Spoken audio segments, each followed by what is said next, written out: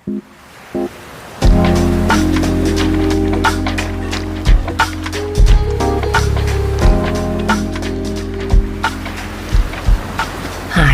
I'm Karissa Vacker, and welcome back to Sleep Wave, a podcast where we let waves of relaxation wash over you through original sleep meditations created to help you fall asleep tonight.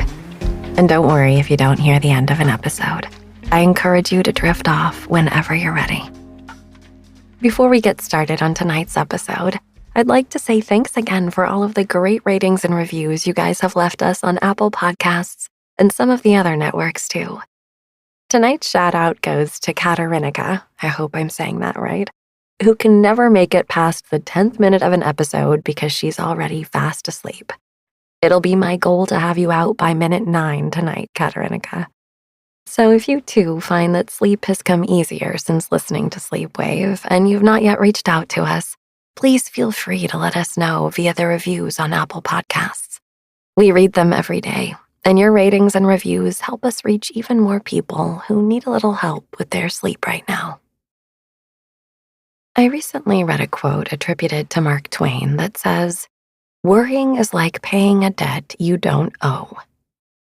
I just love that. I'm a worrier by nature, and I think somewhere in my mind, I believe worrying equals protection from the thing I'm worried about. Like if I just worry about it enough, then I can somehow keep that thing from happening. Of course, life doesn't work that way. While worry and fear may motivate us into action to help stave off undesired consequences, they also deplete us and often cause unnecessary stress and sleepless nights.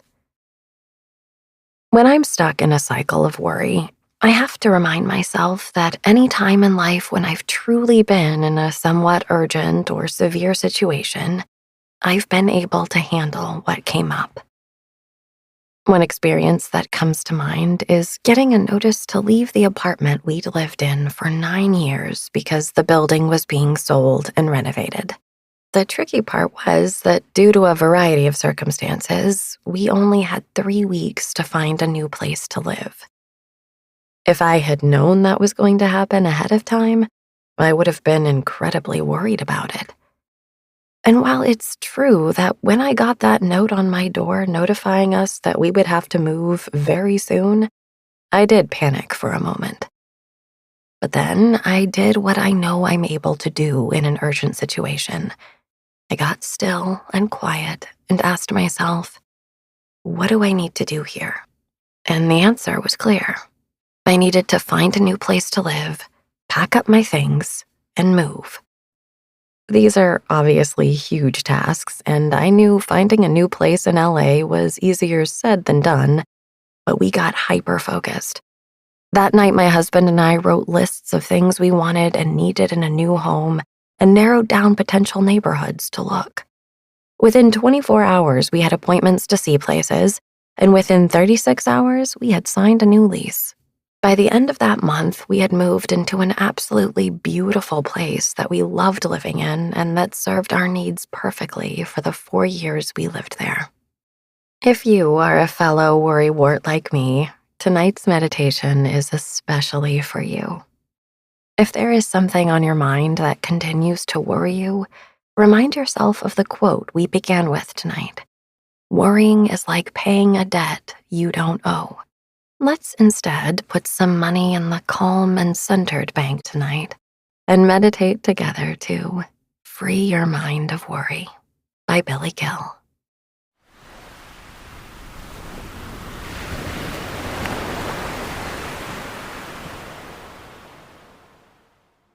There's a perennial wisdom that has been passed down through the ages from those people who have lived long lives and have come to a similar realization. We can find evidence of this insight from as far back as the ancient Romans, and probably as long as wise old people have been around. This message is eloquently expressed in this quote of uncertain origin. I am an old man and have known a great many troubles, but most of them never happened. Worrying is like paying a debt you don't owe. I have spent most of my life worrying about things that have have never happened. Seneca the Younger, who lived from 4 BC to 65 CE, wrote the same sentiment in a letter to Lucilius, albeit with more finger-wagging and a less humorous tone. There is nothing so wretched or foolish as to anticipate misfortunes. What madness it is in your expecting evil before it arrives. The central theme of this idea has evolved over thousands of years in its expression, but the essence remains. We spend a lot of time and energy worrying about things that will never come to pass. There is a kind of magical thinking that is apparently at play in this phenomenon for some people. The unconscious premise is that if one worries about some unpleasant scenario, that somehow keeps it from happening. From a purely rational point of view, it's rather unreasonable to imagine that one's troubled state of mind could, in itself, keep misfortune at bay. But whether or not worry yields any positive effects is beside the point. The point of this quote is that worry itself is destructive and impoverishes us of the pleasure we do have. The sense that worry keeps us safe, one might assume, stems from natural selection of those more vigilant and apprehensive humans who survived long enough to reproduce and become our ancestors. True, attention paid to real threats is an evolutionary advantage. However, our minds are capable of conceiving countless scenarios that have virtually no relevance to reality. The damage that worrying about them wreaks on our minds and bodies is actually much more detrimental to us than the troublesome event that never occurs. Focusing on what is in front of you in the present keeps you grounded in your real-life circumstances. Yes, life hands difficulties to all of us. The concrete events of our lives are much more manageable than the abstract possibility of some unfortunate turn of events. If misfortune does happen to befall us, as it does for everyone at some point, it is often the case that in those situations, people access resources within themselves that they, perhaps, didn't even know they possessed to overcome obstacles. They are challenged by adversity and grow stronger for having been bowed, but not broken. The best athletes know that it is only when they have been tested that their full potential begins to actualize. Seneca went on to say in his letter to Lucilius, "There are more things that can frighten us than there are to defeat us. We suffer more in the imagination than in reality. Thus, some things torment us more than they should. Some torment us before they should, and some torment us when they should not." Tonight's sleep meditation is going to ground you in the present moment so that you can free yourself from the debt you do not owe.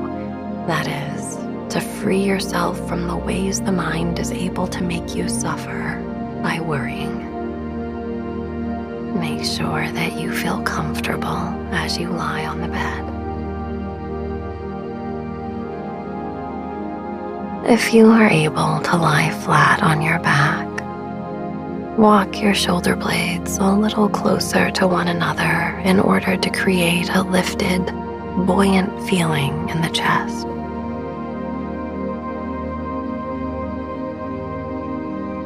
Feel your forehead smooth out as you release unnecessary tension in those muscles. Favor your exhalation and notice the brief pause at the bottom of the breath. Linger there for as long as you like without any strain. When the need for a new inhale arises, simply yield to the need for a new breath and receive the air from outside your body as it flows into your lungs. There is a soft but subtle smile on your face. The smile is turned inward toward your own heart and lungs and vital organs. You are letting the system of your physical body know that you have a positive regard for your body and mind.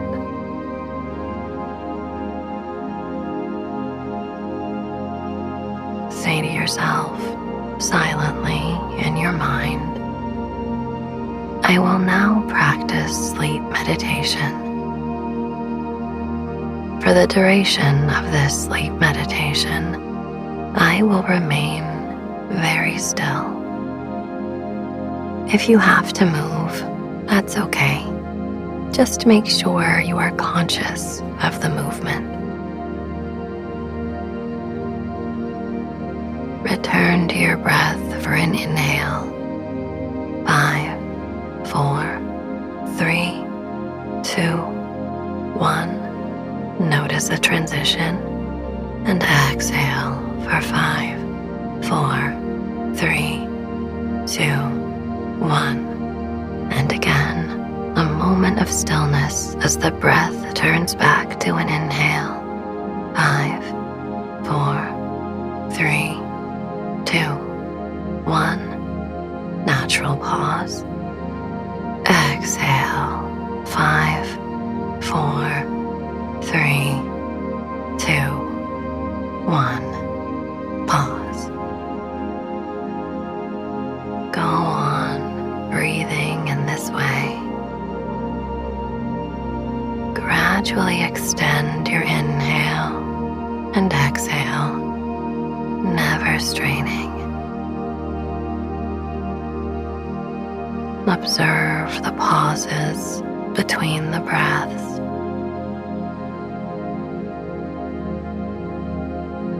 Don't feel that you should be rigid with the timing of the breath. It should be relatively comfortable and easy for you.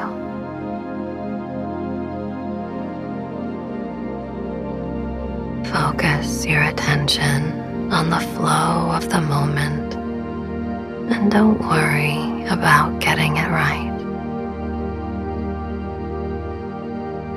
This is very important. Release the idea that there is a right way to breathe. It is neither wrong nor right. The breath simply is. We don't look at a sunset and say that it is wrong or right. We simply appreciate its natural progression with a sense of awe and appreciation. This is the attitude toward the breath as you continue watching the slow, rhythmic, natural rise and fall of the inhale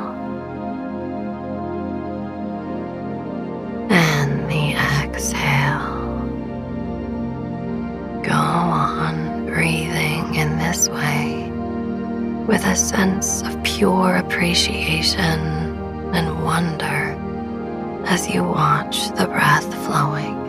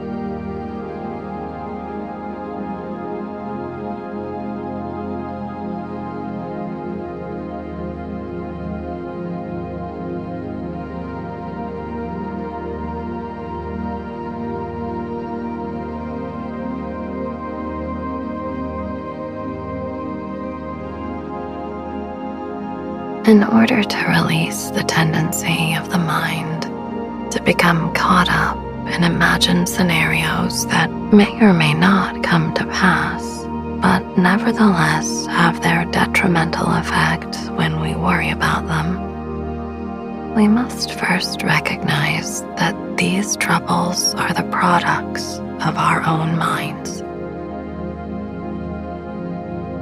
We have created the troubles as if out of thin air. For this reason, whether the undesirable thing happens or not, we have already suffered from the mind's activity. Return to your breathing and tune in to the soft, subtle, inward smile you are practicing in this meditation. Take a moment to acknowledge that some of the things that worry you have not come to pass. Do this now.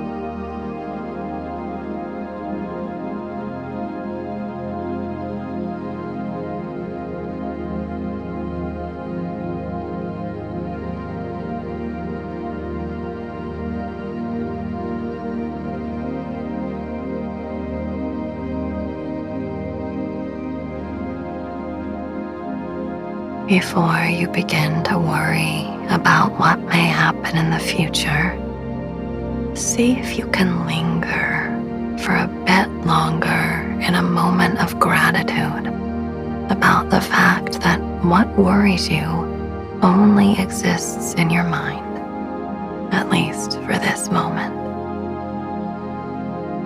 Now is not the time to try to solve any problems. When you meditate, you are creating space for your attention to expand rather than to focus in on some problem or other.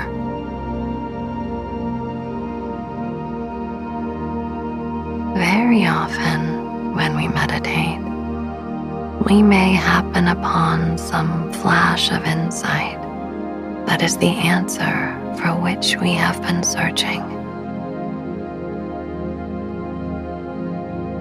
However, this is not something that we can consciously control. It is the relaxation and release that broadens our ability to perceive solutions to problems that we've been unable to solve in a searching state of mind.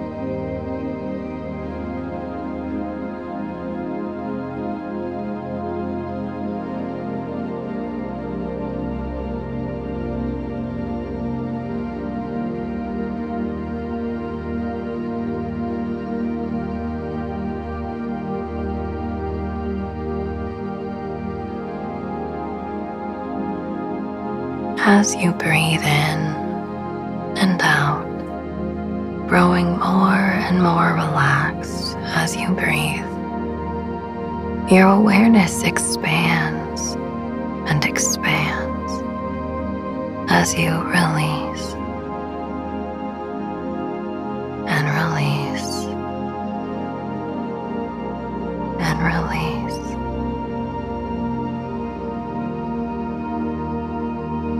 If only for this moment, let go of the mental grip you have on the circumstances and events of your life. This mental tension is created by an illusion to which many people cling tightly. We feel that we are able to have more control when we remain in this state of worry. In fact, the anxiety that it produces clouds our perceptions. In that state, the mind is operating on the level of the problem rather than the level of the solution. In a state of worry, it's much more difficult to operate on the level of the solution. So, right now, in this moment of appreciation for the gentle rhythm of your breath and the 10,000 worries which have not befallen you, see if you can sense this deep presence inside your chest.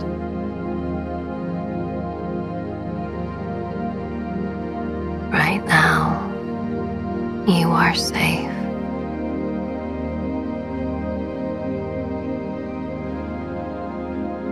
Right now, you are whole.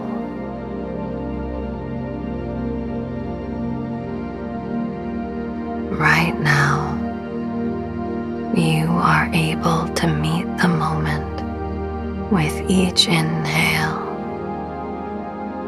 and exhale.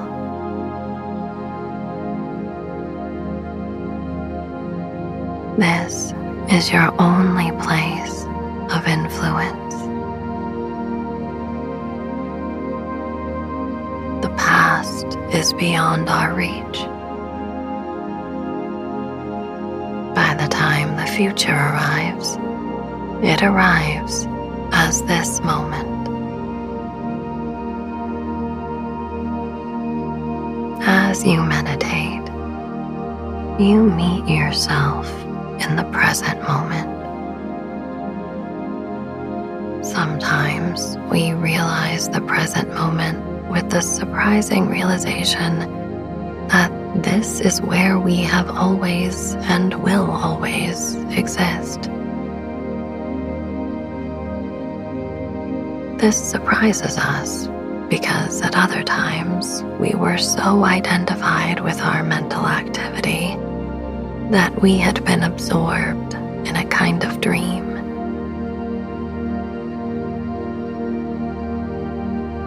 This is why so many meditative traditions refer to awakening as the foundational process of meditation.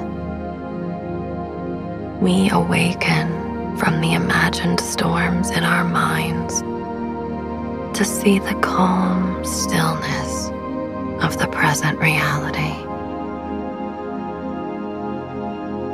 This calm stillness is always available to us, even in the most dynamic situations. Just as we create the sense of worry and anxiety, even when our true circumstances are calm, so too we are able to create inner calm and stillness in the mind when stressful situations arise.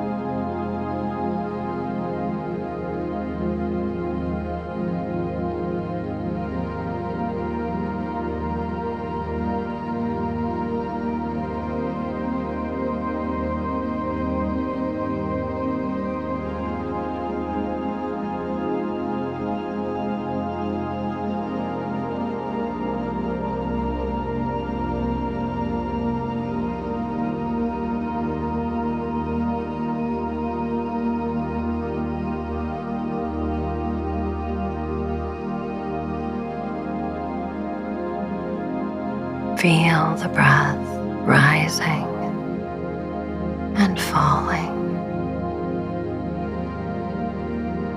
Notice the pauses between the breaths.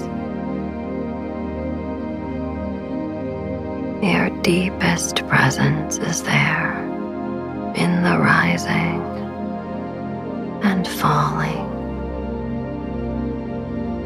Smiling inwardly with a kind of regard for yourself. Fill your heart with gratitude for the good things in your life.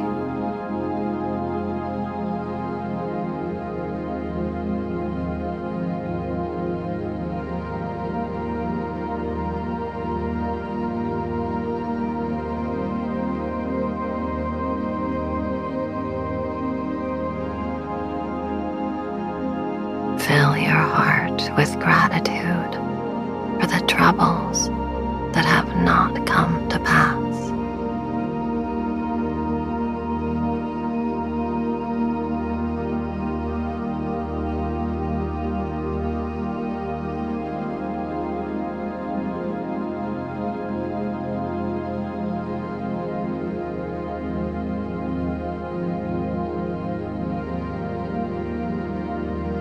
Can you even feel a sense of gratitude for the troubles that have come to pass, that you have endured, and the courage it required to go through those difficulties?